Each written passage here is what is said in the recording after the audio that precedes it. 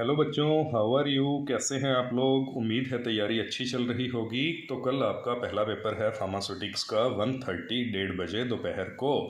तो आपने 1 घंटा पहले पहुंचना है सेंटर पे, रूल वाइज 12:30।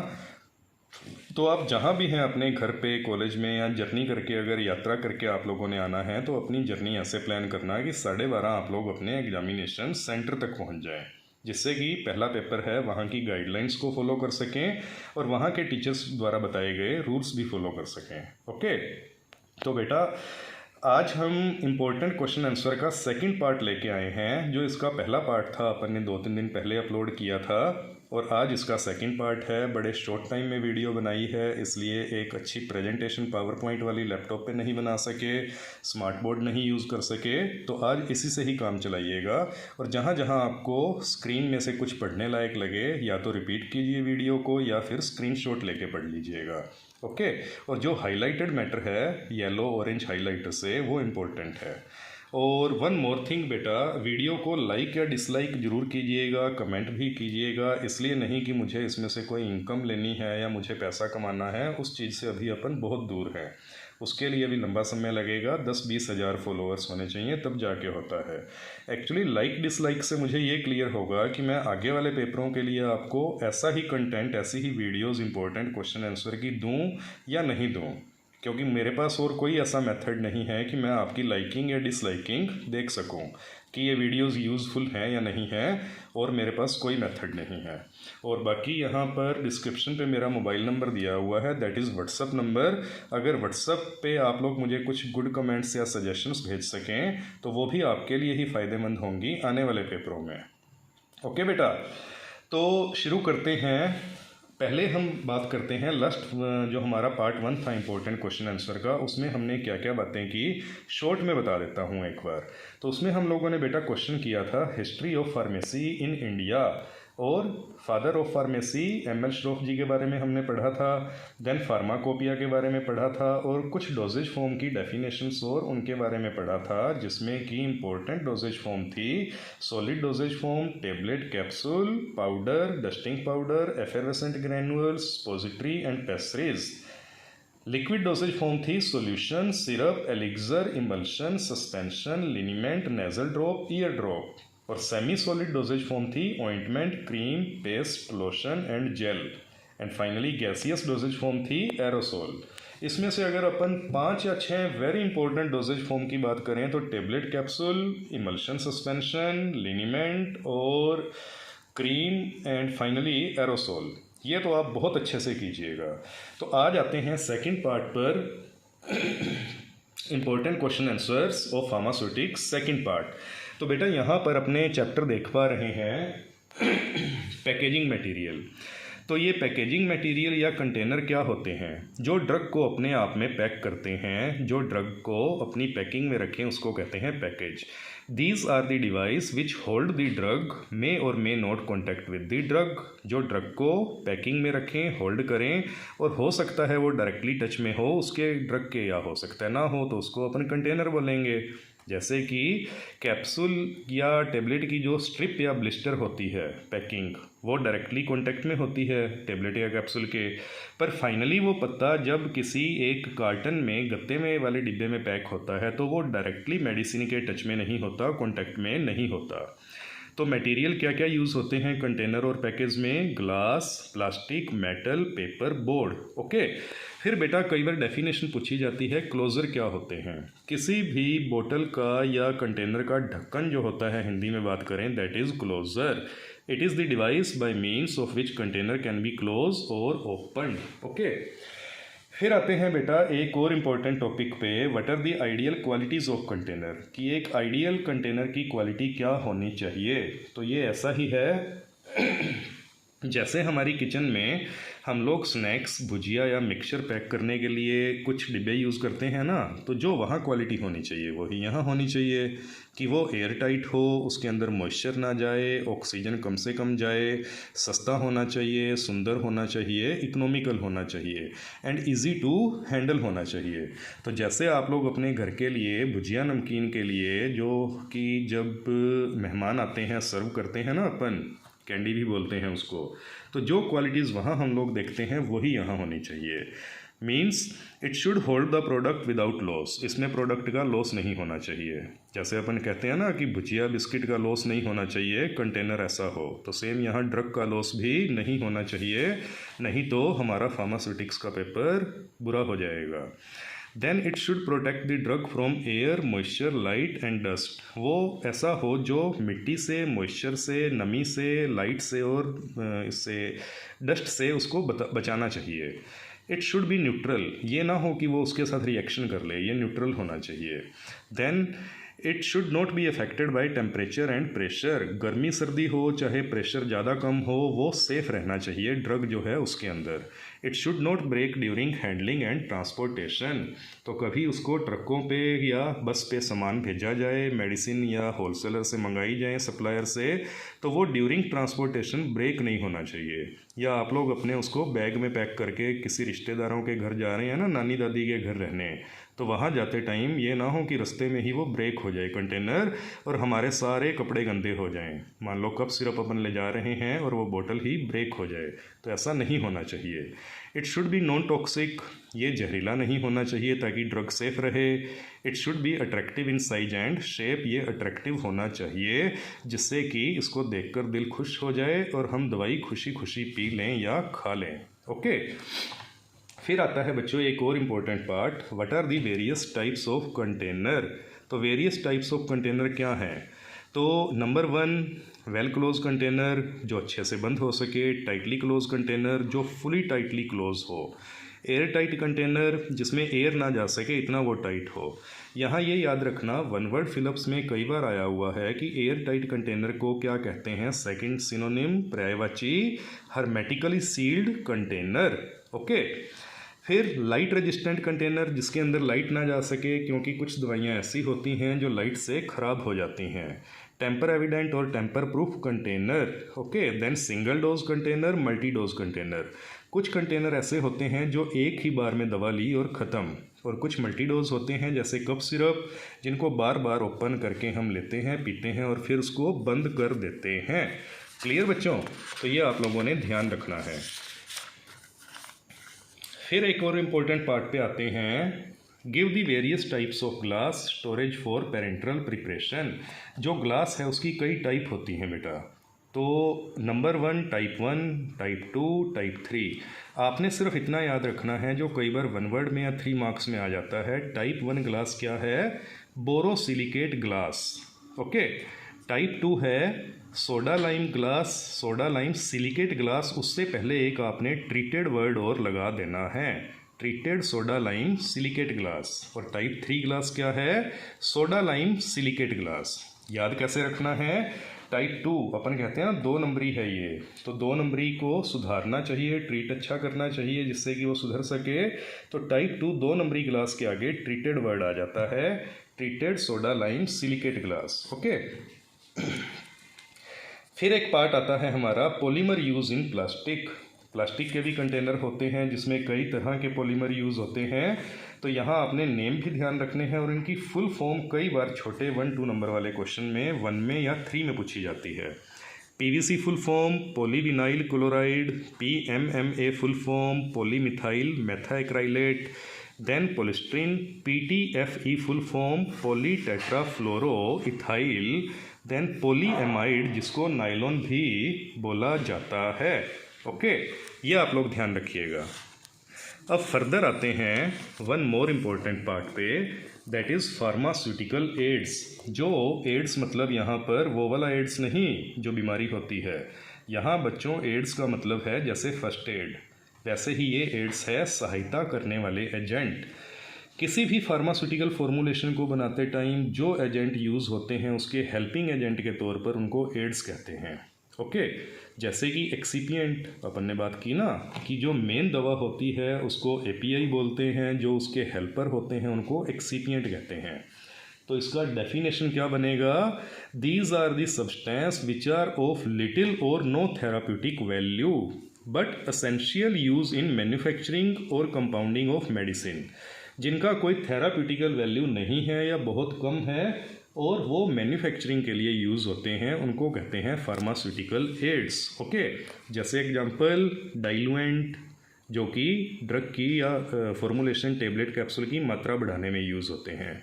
व्हीकल और सोलवेंट जो उसको ड्रग को सोल्यूबल करने में यूज़ होते हैं।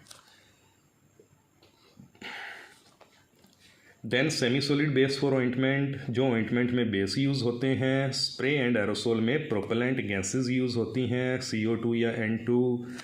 देन उसकी फिजिकल स्टेबिलिटी को बढ़ाने वाले solubilising agent, suspending agent suspension में आते हैं, इमल्सिफाइंग एजेंट इमल्शन में आते हैं, थिकनिंग एजेंट, डिसइंटीग्रेटिंग एजेंट जो कि टेबलेट को कैप्सूल को तोड़ने में GIT में हेल्प करते हैं।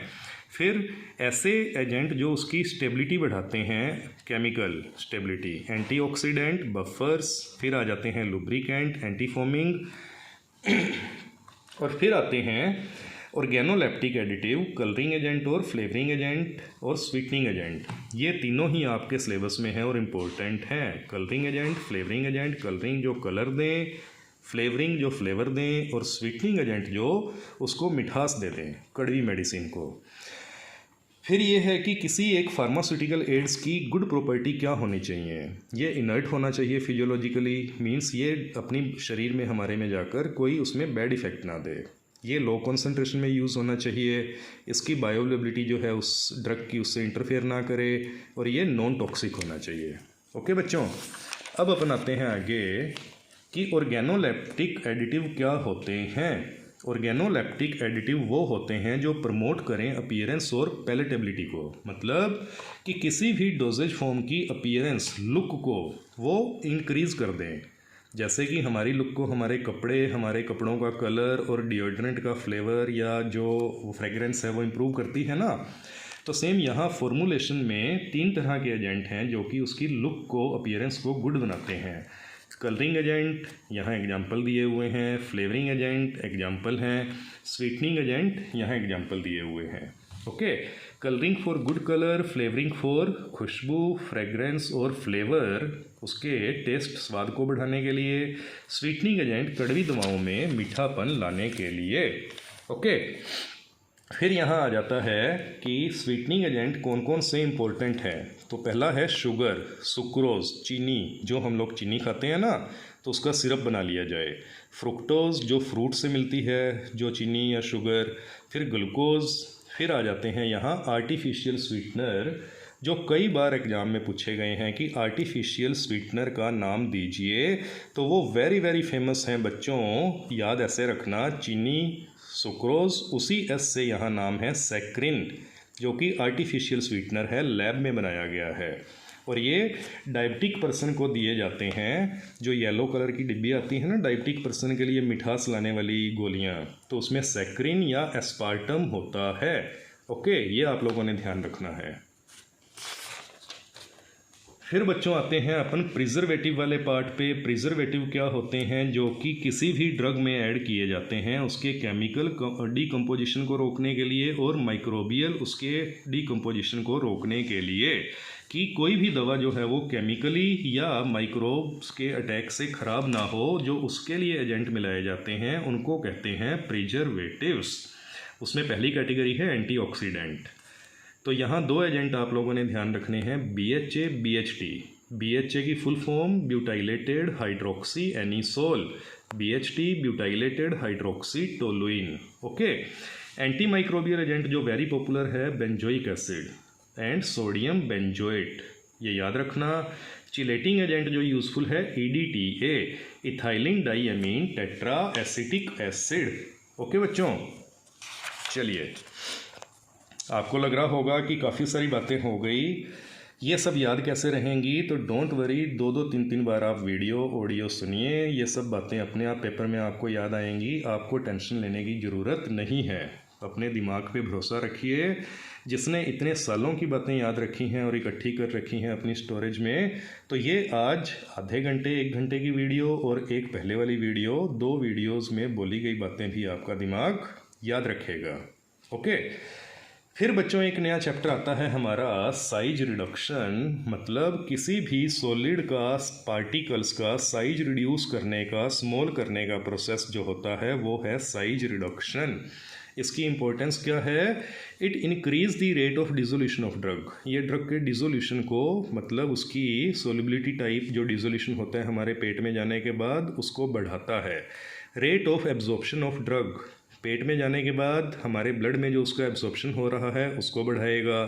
फिर वहाँ पे स्टेबिलिटी ऑफ प्रिपरेशन करेगा, ये सोलिबिलिटी बढ़ा देगा, यूनिफॉर्म मिक्सिंग कर देगा वहाँ पे सॉलिड पार्टिकल्स की, और साइज सेपरेशन में भी काम आता है। ओके, अब यहाँ एक और इम्पोर्टेंट चीज़ आ जाती है कि डिफरेंट प्रिंसिपल्स या मैकेनिज्म क्या हैं साइज रिडक्शन के। तो number 1 cutting, number 2 compression, number 3 impact, number 4 एट्रिशियन, और 5वां एट्रिशियन और इम्पैक्ट दोनों। तो बेटा यहाँ ध्यान रखना, कटिंग मतलब क्या? जैसे एक अपन चाकू से, नाइफ से किसी चीज़ को कट करते हैं, उसमें आती है कटर मिल। कंप्रेशन, किसी चीज़ को दबाकर प्रेशर से कंप्रेस करके पार्टिकल को छोटा करना, ठीक है, जैसे घरों में अपन दोरी सोटे में करते हैं ना। इम्पैक्ट लाइक हैमर, किसी को चोट पहुंचाकर उसको साइज को रिड्यूस करना, जिसमें वेल नोन एग्जांपल है हैमर मिल का। एट्रिशियन और इम्पैक्ट, इन दोनों का कंबाइन इफेक्ट आता है बॉल मिल में और फ्लूइड एनर्जी मिल में। तो अभी यहाँ पर ये देखिए बच्चों, ये है हैमर मिल। हैमर मिल में क्या होता है? बीच में ये 4-5 हथौड़े लगे हुए हैं और ये इलेक्ट्रिसिटी से मशीन चलती है। यहाँ से हमने जो मटेरियल का साइज रिड्यूस करना है उस सॉलिड को डाला, ये अंदर से हथौड़ों वाली मशीन गोल गोल घूमती है, उसको सॉलिड को ठोक देगी ये और उसका साइज रिड्यूस कर देगी, और छोटे छोटे पार्टिकल जो हैं वो यहाँ से जाली लगी हुई है नीचे आ जाएंगे, बड़े पार्टिकल फिर घूमते रहेंगे और छोटे जो हैं वो नीचे फिल्टर होकर जाते जाएंगे। तो अल्टीमेटली साइज रिड्यूस हो गया। फिर आती है बच्चों बॉल मिल। वेरी इंपॉर्टेंट थिंग है ये बॉल मिल, जिसका कि मैकेनिज्म या प्रिंसिपल है एट्रिशियन एंड इम्पैक्ट। इसको एट्रिशियन या एट्रिशन बोलते हैं। ओके, तो इम्पैक्ट मतलब चोट के साथ साइज रिड्यूस करना, एट्रिशन मतलब लाइक घर्षण के साथ उसको रिड्यूस करना। तो यहाँ आप ये देखिए, जैसे पुराने ज़माने में दादी नानी करते थे ना, दोरी सोटा लेकर चटनी बनाते थे, तो जब उसको प्याज डालकर और ऊपर से ठोका जाए दोरी सोटे में तो उसको कहते हैं इम्पैक्ट, और जब उसको रगड़ा जाए घुमाकर दोरी सोटे में तो उसको कहते हैं एट्रिशन। तो यहाँ पर एक ये सिलाई मशीन जितनी मशीन है, जिसके अंदर छोटी छोटी लोहे की या एल्युमिनियम की या स्टील की बॉल डाली जाती हैं, उन बॉल्स के बीच में मटेरियल डाला जाता है जिसका कि हमने साइज रिड्यूस करना है। ओके, तो यहाँ जब हाई स्पीड पे ये मशीन घूमती है तो बोलें साइड में रह जाती हैं, लो स्पीड पे घूमती हैं तो बोलें एक दूसरे के ऊपर गिरती हैं ये बॉल्स। प्रॉपर स्पीड पे जब ये घूमती है तो ये वाली स्पीड आती है क्रिटिकल गुड स्पीड, जिसमें कि एट्रिशन और इम्पैक्ट दोनों प्रभाव आते हैं, और इन आयरन या स्टील की बॉल्स के बीच में पिस कर सॉलिड जो होता है उसका साइज रिड्यूस हो जाता है। ओके,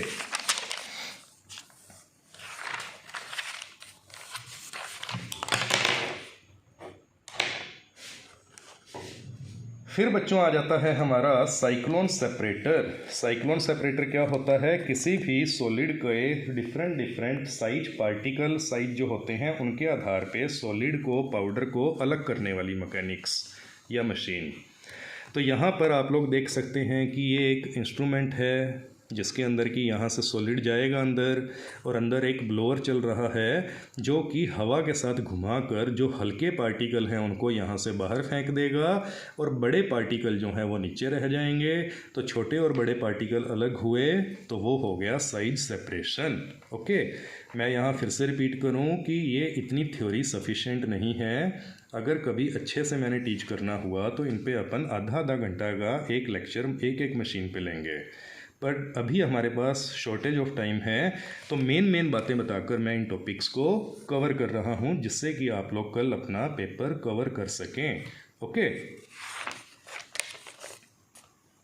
फिर आता है डबल कोन ब्लेंडर। ये मिक्सिंग के लिए बच्चों यूज़ होता है, जिसके 2 कोन होते हैं, एक ऊपर और एक नीचे।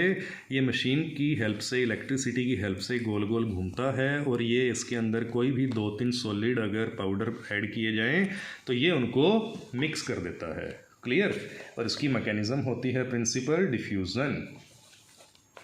फिर आ जाती है ट्रिपल रोलर मिल, जिसमें 3 रोलर होते हैं और ऊपर हॉपर से यहाँ से मटेरियल आ रहा है और जो ये घूमते हैं तो वहाँ पे तीनों मिल्स घूमकर उसको मिक्स करती हैं मटेरियल को।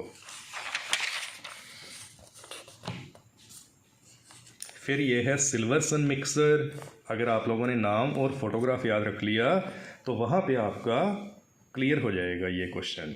सिल्वर्सन मिक्सर, जो कि यहाँ पर ये फोटोग्राफ दिया है, जिसमें एक बीच में ग्राइंडर लगा है, जैसे कि हमारे घरों में हैंड ग्राइंडर होता है, तो ये यहाँ घूम के मिक्सिंग करता है।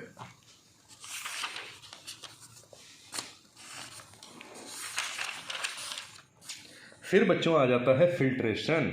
जैसे हम घरों में पुराने टाइम में फिल्ट्रेशन करते थे ना, कि मान लो एक कीप रखी अपन ने और कीप के ऊपर कपड़ा रख लिया, तो यहाँ पर हम लोग एक फ़िल्टर पेपर रखेंगे। कीप होगी वो, जिसको कि फ़नल बोला जाता है। उसके अंदर सॉलिड और लिक्विड का एक मिक्सचर डालेंगे और सॉलिड ऊपर रह जाएगा, लिक्विड जो है नीचे आ जाएगा। जो नीचे लिक्विड आएगा उसको बोलेंगे फिल्ट्रेट, जो ऊपर यहाँ पर सॉलिड रह जाएगा उसको बोलेंगे केक। ओके,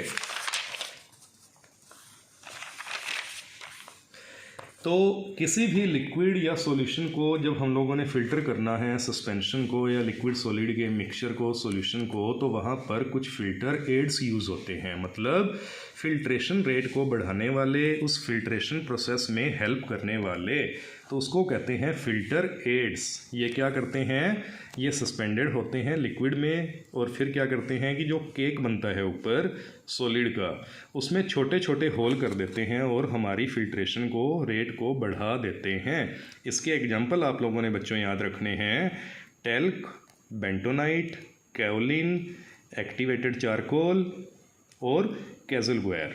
ओके, फिर आती है फ्रीज ड्राइंग। तो यहाँ ये ध्यान रखना कि ये हमारे घरों वाला फ्रिज नहीं है जिसमें हम लोग सब्जी, दाल और वो सब रखते हैं। ये है फ्रीज ड्राइंग, जिसमें कि किसी भी सॉलिड में से या सॉलिड फॉर्मूलेशन में से, पाउडर फॉर्मूलेशन में से लिक्विड को निकालना है, तो हम लोग एक स्पेशल मेथड यूज़ करते हैं जिसको बोलते हैं लायोफिलाइजेशन। और इसकी मैकेनिक्स होती है, मैकेनिज़्म या प्रिंसिपल होता है सब्लिमेशन। सब्लिमेशन बच्चों क्या होता है, किसी भी सॉलिड को लिक्विड में कन्वर्ट किए बगैर सीधा गैस फॉर्म में बना देना, उड़ा देना, उसको कहते हैं सब्लिमेशन। इसको लायोफिलाइजेशन भी बोलते हैं और फ्रीज ड्राइंग मेथड भी बोलते हैं। तो जिस पाउडर में से, फॉर्मूलेशन में से हमें पानी को उड़ाना है, हम क्या करते हैं, पहले उसको फ्रीज कर लेते हैं, मतलब उसको बर्फ़ जैसा बना लेते हैं फ्रीजर में रखकर। फिर उसको हम लायोफिलाइज़र नाम की एक मशीन होती है, इंस्ट्रूमेंट है, इक्विपमेंट है, जिसमें रखेंगे, तो वो सॉलिड आइस बना हुआ लिक्विड, जो सॉलिड बन गया है, लिक्विड था वो आइस के फॉर्म में सॉलिड बन गया है, वो सब्लिमेशन प्रोसेस के थ्रू, लायोफिलाइजेशन प्रोसेस के थ्रू बिना लिक्विड में कन्वर्ट हुए सीधा वेपर्स बनकर, गैस बनकर उड़ जाएगा। This process is called sublimation. Okay, फिर आ जाता है बच्चों एक और इम्पोर्टेंट मेथड या पार्ट या क्वेश्चन, दैट इज़ एक्सट्रैक्शन। ये क्या होता है, किसी भी हर्बल ड्रग के या क्रूड ड्रग में से जो main API, men active constituent है, उसको अलग करने का प्रोसेस जो है वो होता है एक्सट्रैक्शन। इसके डिफरेंट मेथड होते हैं। उससे पहले ये देखते हैं कि इसमें मेंस्ट्रम और मार्क क्या होता है। जो सॉल्वेंट यूज़ होता है किसी हर्बल ड्रग में से मेन कंपोनेंट को अलग करने के लिए बच्चों, तो उसको कहते हैं मेंस्ट्रम, जैसे कि alcohol, water, chloroform, ether. Okay, mark क्या होता है, जो रेजिड्यू बच जाता है, सॉलिड बच जाता है उस हर्बल ड्रग का, उसको बोलेंगे रेजिड्यू। ओके, फिर आ जाते हैं बच्चों इसके डिफरेंट मेथड या प्रोसेस जो एक्सट्रैक्शन के लिए यूज़ होते हैं। तो वो कौन कौन से हैं, infusion, decoction, maceration, digestion and percolation. Short में याद रखना, DDLJ मूवी आई थी ना, तो सेम वैसे ही याद रखना DDPMI। DD Delhi Doordarshan, PM उस पर प्रधानमंत्री आते हैं, आई इंडिया में, तो DD TV, DD वाले चैनल पर PM प्रधानमंत्री, प्राइम मिनिस्टर आते हैं इंडिया में। DDPMI, D से डिकॉक्शन, फिर D से डाइजेशन, फिर P से परकोलेशन, M से मैसीरेशन और I से इन्फ्यूज़न। ज़्यादा डिटेल देखनी हो तो अपन आने वाले दिनों में लेक्चर बनाएंगे इसके लिए, और आज की डेट में ज़्यादा डिटेल पढ़नी हो तो यहाँ से स्क्रीनशॉट लीजिए और या फिर गूगल मारिए। ओके, फिर बच्चों आ जाते हैं टेबलेट्स में। हम लोगों ने पहली इंपॉर्टेंट डेफिनेशन कर ली थी। अब हमारा कंप्लीट एक टेबलेट जो है वो चैप्टर है, तो उसमें डिफरेंट टाइप्स ऑफ टेबलेट हैं, जैसे कि कंप्रेस टेबलेट जिसको कंप्रेशन प्रेशर के द्वारा बनाया जाए, मल्टीपल कंप्रेस जिसमें मल्टीपल टाइम एक से ज़्यादा बार कंप्रेशन दिया जाए, मल्टी लेयर्ड किसी एक टेबलेट में 2-3 लेयर होती हैं अलग अलग ड्रग की, अलग अलग कलर की, तो उसको कहते हैं multi layered tablet. Sustain action tablet जो धीरे धीरे अपना असर देती हैं, लंबे समय तक असर देती हैं, सस्टेन मतलब धीरे धीरे। एंटेरिक कोटेड टेबलेट ऐसी टेबलेट जो पेट में जाने के बाद डिसइंटीग्रेट डिसोल्यूट नहीं होती, वो इंटेस्टाइन हमारी आंतों तक जाती हैं फिर डिसइंटीग्रेट होती हैं, उसको कहते हैं enteric coated tablet. Very very important part है ये। शुगर कोटेड टेबलेट बच्चों को देने के लिए चीनी या शुगर वाली कोटिंग करी जाती है, ऊपर कवरिंग चढ़ाई जाती है टेबलेट के, sugar coated tablet. Film coated tablet tablet को शाइनिंग और गुड अपीयरेंस देने के लिए, लुक देने के लिए उसके ऊपर एक फिल्म चढ़ाई जाती है, फिल्म कोटेड टेबलेट। च्युएबल टेबलेट जो मुंह में रखकर हम च्युइंगम की तरह चबा सकें। ओके, बक्कल टेबलेट जो कि मुंह में रखी जाए या जो हमारे गाल होते हैं साइड में वहाँ हम रखकर उसको चूस सकें, बक्कल टेबलेट। सबलिंगुअल टेबलेट जो जीभ के नीचे वाले जगह रखी जाती है वो होती है सबलिंगुअल। जैसे किसी को हार्ट अटैक आए तो उसको जीभ के नीचे रखने वाली टेबलेट देते हैं। लोजेंजेस जो कि गले में रख कर वहाँ पर ड्रग को रिलीज़ करते हैं। डेंटल कोन दांतों के बीच में दबाए जाते हैं, मेनली दांत दर्द में ये यूज़ होती हैं। देन इम्प्लांट, ये ऐसी टेबलेट होती हैं जो हमारी स्किन में, बाजू में या कहीं भी मसल्स में सर्जरी करके बीच में ऑपरेशन के द्वारा रख दी जाती हैं और धीरे धीरे अपना असर देती हैं। जैसे कि कुछ लोग सिगरेट ज़्यादा पीते हैं ना, चेन स्मोकर होते हैं, आप में से तो कोई नहीं होगा, तो शाहरुख खान जैसे चेन स्मोकर था, तो उसने इम्प्लांट लगाकर, इम्प्लांट्स के थ्रू छोटी सी सर्जरी करके टेबलेट हमारे शरीर में रखते हैं, उससे वो धीरे धीरे निकोटिन छोड़ती है। अगर वो निकोटिन की टेबलेट है तो उससे उस आदमी को अपना नशा भी थोड़ा थोड़ा पूरा होता है और वो सिगरेट छोड़ देता है, और धीरे धीरे उसकी डोज इम्प्लांट में कम कर देते हैं तो उसकी ये एडिक्शन आदत भी छूट जाती है। देन वेजाइनल टेबलेट जो फीमेल की वेजाइना में किसी इन्फेक्शन को दूर करने के लिए दी जाती है। सॉल्यूशन टेबलेट जिससे सॉल्यूशन बनता है। एफरवेसेंट्स टेबलेट जैसे कि टेबलेट जो होती हैं वो एफरवेसेंट CO2 छोड़ती हैं, किसी लिक्विड में मिलाने के बाद बुलबुले छोड़ती हैं। ओके, फिर बच्चों आ जाते हैं कैप्सूल, उसका soft gelatin hard gelatin capsule का डिफरेंस मैंने पिछले लेक्चर में बताया हुआ है। यहाँ आप लोगों ने ध्यान रखना है हार्ड जिलेटिन कैप्सूल के साइज क्या होते हैं। तो ये 000 से शुरू होते हैं बच्चों, 000, 00, सिंगल 0 और 1। ओके, तो 000 950 जिसके अंदर मिलीग्राम पाउडर आ जाए, 00 650, सिंगल 0 450, फिर 1 2 3 4 5 में आता है 100 मिलीग्राम। सबसे बड़ा कैप्सूल 000 950 मिलीग्राम, सबसे छोटा 5 नंबर कैप्सूल मतलब 100 मिलीग्राम। तो जैसे जैसे नंबर बढ़ेगा वैसे वैसे पाउडर की क्वांटिटी कम होती जाएगी, ध्यान रखना आप लोग।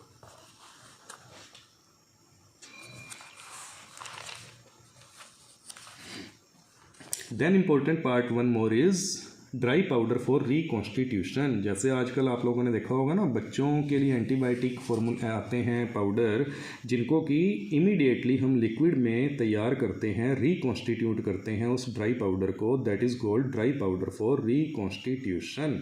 ओके, तो ये वो हो गए। और इनको पहले से क्यों नहीं रेडी करके दिया जाता, क्योंकि ये सॉल्वेंट या पानी के कांटेक्ट में रह के ख़राब हो जाते हैं लंबे समय तक, इसलिए इनको ड्राई पाउडर फॉर्म में दिया जाता है इन एंटीबायोटिक्स को। ओके, और बाद में इमीडिएटली हम इसको बॉयल वाटर करके या स्टेराइल वाटर में डिज़ोल्व करके फॉर्म बना लेते हैं लिक्विड, और उसको एंटीबायोटिक के रूप में यूज़ लेते हैं, या फिर वाटर फॉर इंजेक्शन में उसको डिज़ोल्व करके इंजेक्शन के लिए यूज़ लेते हैं। Then there are some identification test for emulsion, बस ये नाम याद रखिएगा, dilution test, staining, electroconductivity and fluorescence, ये इमल्शन को आइडेंटिफाई करने में यूज़ होते हैं। Then there is note on dusting powder, dusting powder क्या होते हैं बेटा याद रखना, these are very fine powder for local application and to be applied externally, they are free flowing. तो ये लोकल एप्लीकेशन मतलब लोकल मतलब कि हमारे शरीर के किसी भी हिस्से में बाहर वाले हिस्सों में स्किन पे अप्लाई होने के लिए बने हैं। फिर आ जाते हैं एफरवेसेंट ग्रैन्यूल्स, ये वो एजेंट होते हैं, पाउडर होते हैं जिनके अंदर कोई एक एसिड होता है, टार्ट्रिक एसिड, सिट्रिक एसिड, और एक बेस होता है सोडियम बाइकार्बोनेट, और ये बेस इन एसिड से मिलकर CO2 निकालता है।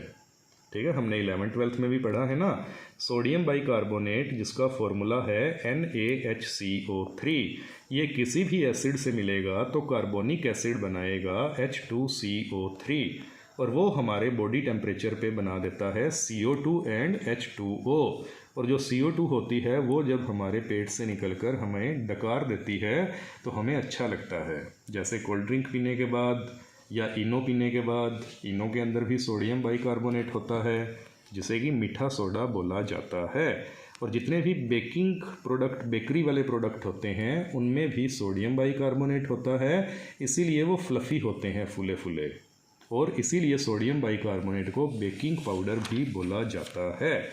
ओके, फिर आ जाते हैं बच्चों इंसुफ्लेशन, मतलब एक ऐसी डिवाइस जिसमें पाउडर डाल दिया जाए और उसको प्रेस करें तो वो वहाँ पे पाउडर छोड़े, और वो पाउडर हम हमारी बॉडी की किसी भी कैविटी में, ईयर में, नोज़ में, थ्रोट में, वेजाइना में, रेक्टम में यूज़ करें तो उस डिवाइस को कहते हैं इंसुफ्लेटर, और उस पाउडर को कहेंगे इंसुफ्लेशन। ओके, फिर कुछ एक और इम्पोर्टेंट चीज़ें आ जाती हैं बच्चों। स्टेराइल प्रोडक्ट क्या होते हैं? स्टेराइल प्रोडक्ट वो होते हैं जो कि बैक्टीरिया फ्री होते हैं, और उनको बैक्टीरिया फ्री इसलिए किया जाता है कि वो इंजेक्टेबल प्रोडक्ट होते हैं, इंजेक्शन के थ्रू हमारे सीधा ब्लड में जाते हैं, तो it should be micro organism free, bacteria free, virus free, fungi free. Okay, और या फिर आई प्रोडक्ट होते हैं जिनको ऑप्थेल्मिक प्रोडक्ट भी बोलते हैं, eye lotion, eye drop, they should be sterile. Okay, इसीलिए आई ड्रॉप अगर हम लोग घरों में यूज़ कर रहे हैं तो एक बार ओपन करने के बाद चाहे हमने दूसरी तीसरी बार नहीं यूज़ करी, पर 1-1.5 महीने बाद उसको रीयूज़ नहीं करना चाहिए, क्योंकि ओपन होने के बाद वो एयर के कांटेक्ट में आई और उसमें बैक्टीरिया या माइक्रोब्स आ जाते हैं। इसलिए ओपन होने के बाद आई ड्रॉप को 1-1.5 महीने के बाद रीयूज़ नहीं करना चाहिए। फिर बच्चों कुछ एक शॉर्ट फॉर्म्स आ जाती हैं जो एक चैप्टर में भी हैं, GMP, गुड मैन्युफैक्चरिंग प्रैक्टिस, कि मैन्युफैक्चरिंग यूनिट में किसी प्रोडक्ट को अच्छा बनाने के लिए, बेहतर बनाने के लिए जो जो पैरामीटर यूज़ होते हैं वो होते हैं GMP, good manufacturing practice, CGMP, current good manufacturing practice. फिर एक टर्म आ जाती है QA एंड QC। QA होती है क्वालिटी एश्योरेंस, QC होती है क्वालिटी कंट्रोल। QC मतलब क्वालिटी कंट्रोल, मतलब कोई भी टेबलेट, कैप्सूल या फॉर्मुलेशन बनी, उसके एंड में जाकर क्वालिटी कंट्रोल पैरामीटर अगर चेक किए जाएं तो उसको कहते हैं क्वालिटी कंट्रोल पैरामीटर। और अगर उस फॉर्मुलेशन के बनने में रॉ मटेरियल, कच्चे माल से लेकर इंटरमीडिएट प्रोडक्ट तक, मशीनरी में जाने तक, फाइनल फॉर्मुलेशन बनने तक और पैकिंग तक, हर स्टेप पे, at each and every step उसकी अगर क्वालिटी कंट्रोल पैरामीटर की चेकिंग की जाए तो उसको कहते हैं QA, क्वालिटी एश्योरेंस, मतलब वो एश्योर करता है कि हर स्टेप पे जो है वो क्वालिटी मेंटेन की गई है। ओके, फिर हमारा एक पार्ट है NDDS, जिसकी चर्चा हम लोगों ने पिछले वीडियो लेक्चर में भी कर ली है। NDDS, novel drug delivery system, means it is the novel methods, novel formulation, novel technologies to prepare the formulation. कुछ ऐसी फॉर्मुलेशन जो नई टेक्निक से, नई R&D से, रिसर्च एंड डेवलपमेंट से, नई टेक्नोलॉजी से बनती हैं, उनको कहते हैं NDDS, जिसके इम्पोर्टेंट पर्पज़ क्या है? कंट्रोल रिलीज़ ऑफ ड्रग, कि हमारी चॉइस के अनुसार कंट्रोल उसमें रिलीज़ हो ड्रग का, कि कभी मुझे प्रॉब्लम या बीमारी कम है तो कम ड्रग बॉडी में जाए, कभी ज़्यादा है तो ज़्यादा जाए। ओके, फिर हम ये चाहते हैं कि उसके डिफरेंट स्पेशल पैरामीटर भी हों, और इनकी कौन सी मेन इंपॉर्टेंट टाइप्स हैं बच्चों। नंबर 1 लाइपोसोम या liposome, number 2 monoclonal antibodies, then nano particle, microsphere, then phytosome, niosome, जो हमने पिछले वीडियो लेक्चर में बात कर ली थी। फिर कुछ ड्रग ऐसी होती हैं जो प्रोटीन से बाउंड करके दी जाती हैं हमारी बॉडी में, तो वो भी इसमें NDDS में आ जाएंगी, नोवल ड्रग डिलीवरी सिस्टम में। कुछ RBC के साथ बांध के दी जाएंगी, बाइंड करके दी जाएंगी इराइथ्रोसाइट के साथ, RBC को इराइथ्रोसाइट भी कहते हैं, तो उनको RBC बाउंडेड ड्रग कहा जाएगा। इसका मतलब ये नहीं है कि आपने टेबलेट ली और किसी बंदे का खून निकाला और RBC के साथ बांध दी ड्रग। ओके, मतलब ये नहीं है। लेबोरेटरी में बड़ा स्मॉल लेवल पर हाई लेवल की रिसर्च में RBC सेपरेट की जाती हैं, उनके साथ नैनो पार्टिकल जो ड्रग्स के हैं वो बाइंड अप किए जाते हैं और इंजेक्शन फॉर्म में किसी भी पर्सन को दिए जाएंगे उसके शरीर में RBC के रूप में। ठीक है, RBC WBC होते हैं ना ब्लड में, उनके साथ ड्रग पार्टिकल बाउंड करके दे दिए जाएंगे। धीरे धीरे वो घूमते जाएंगे पूरी बॉडी में और ड्रग को रिलीज़ करते जाएंगे, और लंबे समय तक उसका दवा का प्रभाव रहेगा। क्योंकि हम क्या चाहते हैं, एक बार दवा खाई तो 15 दिन खानी ना पड़े। जैसे शुगर वाले बंदे या जिनका BP हाई रहता है, दिन में 2-2 3-3 बार टेबलेट लेनी हो भूल जाते हैं ना वो लोग। तो हम क्या चाहते हैं, एक बार शुगर की टेबलेट ली, महीने का काम ख़त्म। एक बार BP की टेबलेट ली, 2 महीने का काम ख़त्म।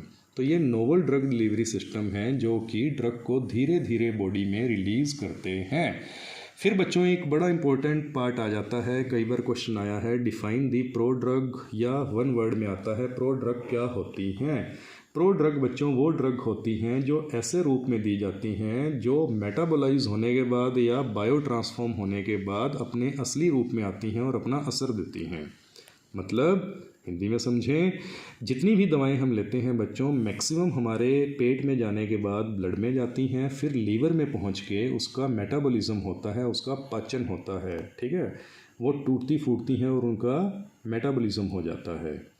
तो ऐसी दवाएं जो शुरुआती में जो हमने जिस रूप में दी वो इफ़ेक्टिव नहीं हैं, पर मेटाबोलाइज होने के बाद, बॉडी में जाने के बाद, ब्लड में जाने के बाद वो कन्वर्ट होती हैं अपने मेन जो पार्ट में, फिर अपना असर देती हैं, उनको कहते हैं प्रो ड्रग। जिसका सबसे बेटर एग्जाम्पल है बेटा क्लोरमफेनिकोल पाल्मिटेट। क्लोरमफेनिकोल एक एंटीबायोटिक है जो क्लोरमफेनिकोल पामीटेट फॉर्म में दिया जाता है, जो शरीर में जाकर, ब्लड में जाकर, लीवर में जाकर क्लोरमफेनिकोल में कन्वर्ट होता है और फिर अपना एंटीबायोटिक का असर देता है। सेम ऐसे ही क्लिंडामाइसिन 2-फॉस्फेट जो कि बॉडी में जाके क्लिंडामाइसिन में कन्वर्ट होता है।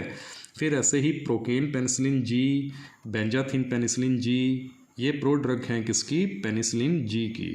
ठीक है, ये भी एक एंटीबायोटिक है। टेस्टोस्टेरोन क्यूपिनेट, ये बनाता है टेस्टोस्टेरोन जो कि एक मेल हार्मोन होता है। ओके, और क्लिंडामाइसिन 2-पामीटेट ये भी कन्वर्ट हो जाता है क्लिंडामाइसिन में। ओके, तो बहुत लेट हो गए हैं अभी, अपन वीडियो भी अपलोड होने वाला है अभी। आप लोग सोने से पहले एक बार इसका रीडिंग लीजिएगा, ऑडियो या वीडियो फॉर्म में इसको सुनिएगा, देखिएगा, और होपफुली कल का पेपर आप लोग अच्छा करेंगे।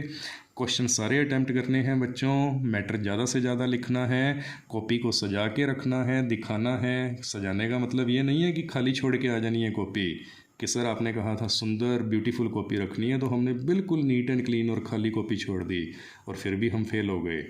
सजाने का मतलब है अच्छे से मैटर लिखना है, और जो रूल्स बताए गए हैं कॉपी को गुड लुकिंग देने के, गुड हैंडराइटिंग के, फ्लो चार्ट के, डायग्राम के, हर आंसर की स्टार्टिंग में हाईलाइट करने का, हर क्वेश्चन की एंडिंग में लाइन देने का, सारे वो रूल फॉलो कीजिएगा तो बेटा आप लोग 100% पास होंगे। अपने आप पे भरोसा रखिए। Wish you all the best. अच्छे से करिएगा पेपर, और जितना लाइक या डिसलाइक और कमेंट करके मुझे बताइएगा वीडियोस यूज़फुल रही या नहीं रही, अभी भी और कल के पेपर के बाद भी, जिससे मुझे भी मोटिवेशन मिलेगी कि आगे आने वाले पेपर्स के लिए मैं आपके लिए और वीडियो बनाऊं या ना बनाऊं।